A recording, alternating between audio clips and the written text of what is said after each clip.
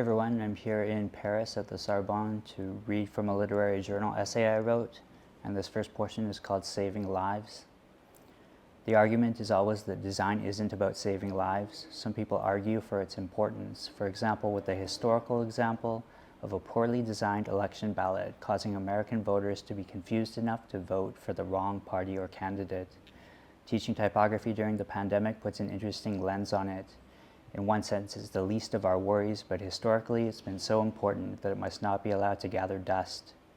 I teach a class called Advanced Typography at a small private design school in Vancouver, and often reflect on how throughout history, type has been carefully documented and considered in practical ways in its relationships with current technologies and the impact it has on people emotionally, and most importantly, in the way that we read. Letters are meant to be read, and through the careful study of topics like readability and legibility, we can assess its continuing importance. Some say we can never see history while it's unfolding, but I simply offer this précis of typographic studies, so perhaps we can reflect and say, wait a minute, writing actually says a lot. This next portion is called the poster. The poster is the hallmark of typography, the one deliverable that will never disappear. It had its heyday during the grunge period when cool bands plastered printed posters all over the place, and any designer could make a decent living designing and typesetting these. At some point that shifted, and we had to ask ourselves if we had to repurpose posters, thinking of them as little square Instagram icons on the corner of a screen or on the side of a Greyhound bus, or in between YouTube videos before the person watching it hits the skip button, or as motion graphics trailer before a feature film. The question of the relevance of a poster will of course never be fully valid simply because it has so much good baggage. It's what designers knew and loved and learnt about growing up, and this will continue to be true as long as knowledge gets passed along. And yes, in a school where we design for screens and try to be vocational to match the needs of industry, we have to ask ourselves if posters will make the cut into curriculum. I can promise you one thing, those with wisdom will ensure that they will. This next portion is called Best Practices.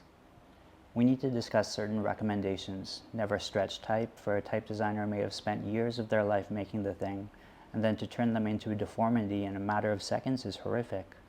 Never use Comic Sans except perhaps for a comic book, since a comic book is what it was designed for. Every font has a purpose, use it for that.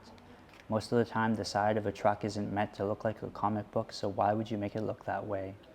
Comic Sans has a bad reputation beyond this, as something cited to avoid, but I'd rather not see it that way. Instead, it's something we should carefully consider and employ for its intended use, which I'll admit is very limited in scope and puts it in the corner most of the time.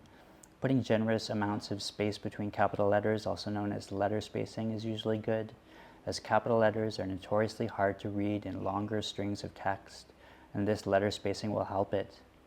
On the other hand, tightening the letter spacing in a font like Helvetica can actually help Helvetica because we read word shapes. So when there's less space between the characters in certain fonts with upper and lower case, reducing the negative space helps us understand it as our eye travels over the shapes and as we engage in the process of reading. Of course, there are exceptions. Eric Spiekerman says you shouldn't put too much space between lower letters.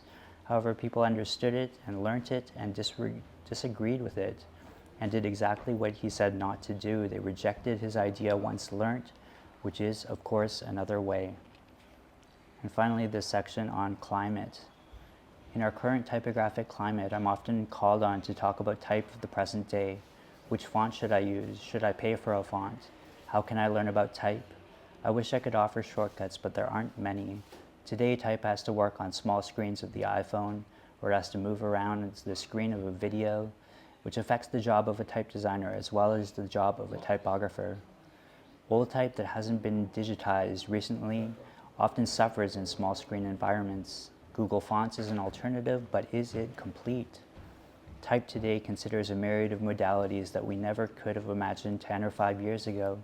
To make it relevant today, we have to look at it in these new contexts and ask ourselves if it's still relevant.